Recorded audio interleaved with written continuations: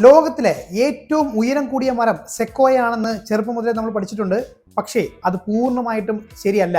എന്തുകൊണ്ടാണ് പൂർണ്ണമായിട്ടും അത് ശരിയല്ല എന്ന് പറഞ്ഞത് എന്ന് ചോദിക്കുകയാണെന്നുണ്ടെങ്കിൽ, ഈ സെക്കോയ എന്ന് പറയുന്നത് ഒരു ജീനസ് ആണ്. അതിനകത്ത് ഒരു സ്പീഷ്യസും കൂടെ വരുന്നുണ്ട്. ആ ഒരു സ്പീഷ്യസിനകത്താണ് നമ്മുടെ ലോകത്തിലെ തന്നെ ഏറ്റവും ഉയരം കൂടിയ മരം വരുന്നത്. എളുപ്പം മനസ്സിലാക്കാൻ വേണ്ടിയിട്ട് നമ്മുടെ കാര്യം ഒന്ന് നോക്കാം. ഇപ്പോൾ നമ്മുടെ ജീനസ് എന്ന് പറയുന്നത് ഹോമോ ആണ്. ഈ ഹോമോയ്ക്കകത്ത് വരുന്ന ഒരു സ്പീഷ്യസ് ആണ് ഹോമോസാപ്പിയൻസ്. ഈ ഹോമോസാപ്പിയൻസിനകത്ത് വരുന്ന ഓരോ ഇൻഡിവിജ്വൽസുമാണ് നമ്മൾ ഓരോരുത്തരും.